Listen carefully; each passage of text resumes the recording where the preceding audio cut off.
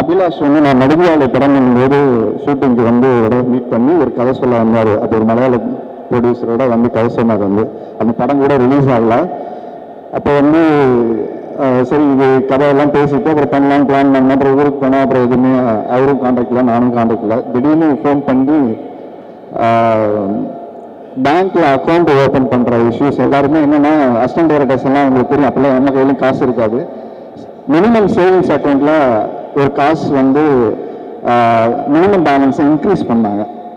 அப்போ வந்து எவ்வளோ பேர் பணம் இல்லாதவங்களாம் 5000 வச்சுக்க முடியாதுங்கிற சூழல் இருக்கும்போது தான் இந்த மாதிரி போஸ்ட் ஆஃபீஸில் ஒரு அக்கௌண்ட் இருக்குங்கிற ஒரு கேம்பெயின் அவேர்னஸ் பண்ணலாம்னு ஸ்டார்ட் பண்ணதுக்கப்புறம் தான் கேரளாவில் போய் பண்ணும்போது அபிலாஷ் ஒரு பெரிய சப்போர்ட் பண்ணார். அங்கே எல்லா இங்கேருந்து தமிழ்நாட்டிலையும் பண்ணோம், அங்கேயும் போய் பண்ணோம்.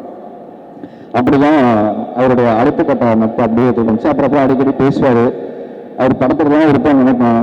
திடீர்னு போய் ஹோட்டல் ஆரம்பிச்சுட்டேன் அப்படின்வாரு. என்னங்க ஆச்சுன்னு கேட்பாரு. சிரிச்சுட்டு எல்லாமே போயிடுச்சு, நம்பி விட்டுட்டு போனேன், கசியும் முடிச்சு பேலன்ஸ் வந்து கடன் வாங்கி ஒன்று கொடுத்தேன். அதையும் கடன் வந்து இப்போ மறுபடியும் பிஸ்னஸ் பண்ண ஆரம்பிச்சு கொடுத்தாங்கன்னு நினைச்சேன். மொத்தமாக எக்ஸ்ட்ரா கடன் வாங்கி அதையும் 2 வேலை கட்டிட்டு எல்லாத்தையும் முடிச்சுட்டு வந்துருக்கேன்னு சொன்னார். அதுக்கிட்டலாம் இந்த கதையை வந்து சொன்னார்.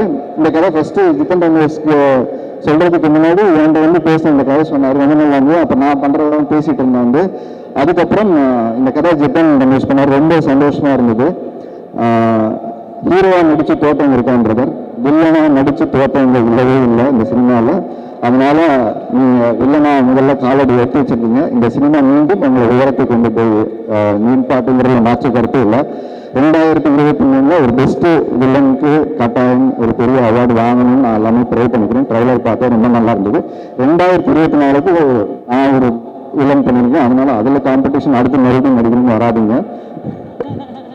ஏன்னா நீங்களே ஒரு சைக்கோ வில்லன் பண்ணியிருக்கீங்க. நான் ஃபர்ஸ்ட் டைம் நான் இத்தனை படங்கள் பண்ணது நானும் ஒரு சைக்கோ வில்லன் பண்ணியிருக்கேன்.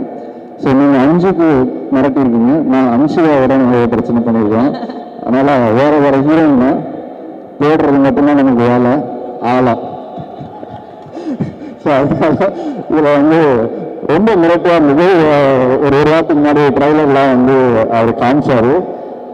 மியூசிக்கோட ஆர்கெஸ்ட்ரேஷன் வந்து எக்ஸ்ட்ரானரியாக இருந்தது. ரொம்ப பியூட்டிஃபுல்லாக இருந்தது. சவுண்ட் டிசைனிங் அது ராஜகிருஷ்ணன் எல்லாமே ஒர்க் பண்ணியிருக்காங்கன்னு நினைக்கிறேன். ரொம்ப எக்ஸலண்ட்டாக இருந்தது. குட்டி குட்டி சின்ன சவுண்ட்ஸு, அந்த மூடு ரொம்ப நல்லா இருந்தது. அண்ட் நம்ம சினிமாட்டோகிராஃபர் ஆள் வளர்ந்துருக்காரு அப்படிங்கிறது எல்லாரும் சொல்கிறாங்க. ஆனால் அவரோட சினிமாட்டோகிராஃபியோட எந்த பண்ணாலுமே அவருடைய மனசு ஒன்று இருக்குன்னா அப்புறம் அப்போ போல பார்த்தேன். Close dedication to the work. இங்கே நிறைய பேர் அந்த டெக்னீஷியன் சொன்னாங்க 500 ரூபாய்க்கெல்லாம் ஃபைட் மாஸ்டர் கொடுக்குறாங்க.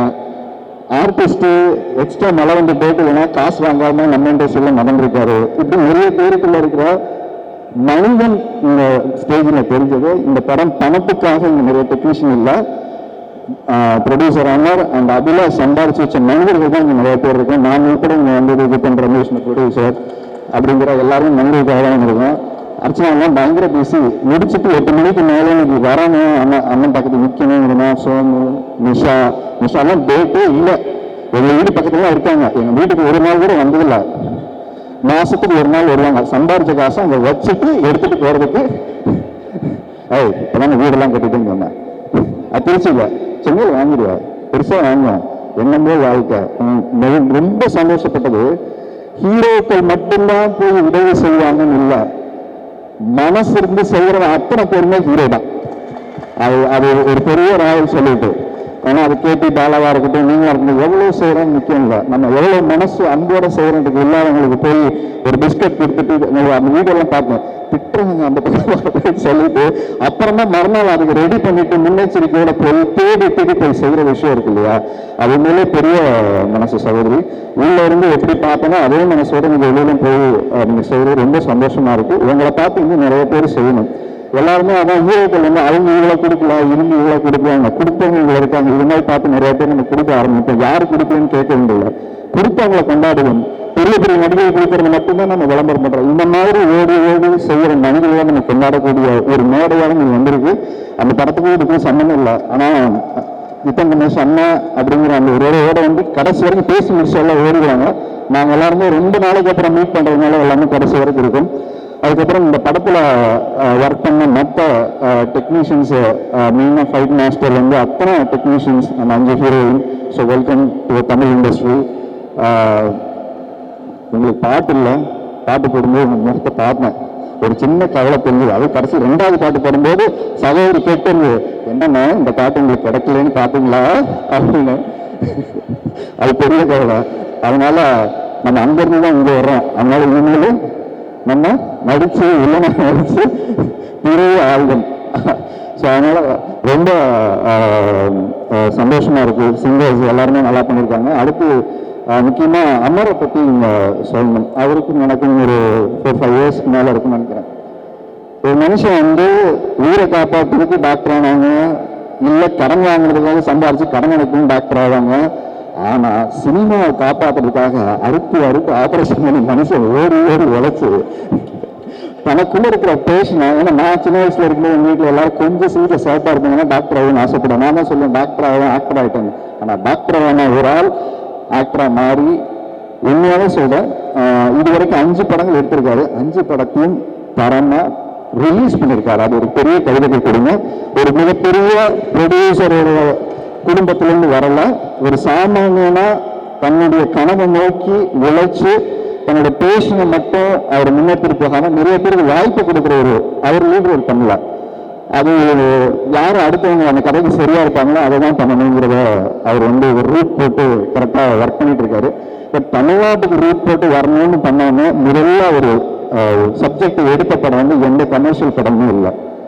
ஈழ தமிழர்களை பற்றி ஒரு படம் எடுக்கணும், அதனால எவ்வளோ காசு எனக்கு வரணும்னு முக்கியம் இல்லை, எவ்வளோ காசு எனக்கு சம்பாதிக்கணும் முக்கியம் இல்லை. சொல்ல வேண்டிய விஷயத்த அந்த படத்தில் நான் சொல்லணுங்கிறதுல உடம்பை வருத்தி மொத்த டீம்னு அந்த ஒரு சின்ன பொண்ணு அவங்க நடிச்சிருந்தாங்க. அந்த படம் மேபி ஓடிடியில் கொடுத்துட்டாங்களான்னு தெரியல. டெஃபினட்டாக அந்த படம் எல்லாருமே பார்க்க முடிய படம். ரொம்ப எமோஷ்னலி ரொம்ப பொலிட்டிக்கான ஒரு ஃபிலிம். அந்த ஃபிலிம் வந்து ஸோ அந்த படம் தான் அபிலாஷ் ஃபஸ்ட்டு அதுவும் பண்ணியிருந்தார் வந்து. அதுக்கப்புறம் தமிழ் சினிமாவில் வந்து இன்னும் மறுபடியும் ப்ரொடியூஸ் பண்ண போகிறேன் இந்த கதை சொல்லும் போது எனக்கு தெரியும் இங்கே என்ன ஒரு வச்சு செஞ்சுக்கிட்டே இருக்காரு. ப்ரொடியூசர் இவரை வச்சு செய்கிறாரா, இவரு ப்ரொடியூசர் வச்சு செய்கிறாரா தெரியல அப்படின்னு சொல்லிட்டு நான் யோசிச்சே இருக்கும்போது இல்லை ஒன்று போயிட்டு இருக்கு. அங்கே ஒரு 7-8 கோடி ரூபாய் மலையாளம் ஒரு படம் ஆரம்பிச்சிட்டாரு அப்படின்னு. அப்போ வெயிட் ஆகிட்டாரா ப்ரொடியூசரா அப்படின்னு சொல்லி கேட்டுட்டு இருந்தேன். ரொம்ப சந்தோஷமா இருக்கு. நிறைய படங்கள் தமிழ் சினிமாவே தொடர்ச்சியாக படம் எடுக்கணுங்கிற ஒரு முயற்சியோட அவரோட பேனருக்கு என்னுடைய வாழ்த்துக்கள்.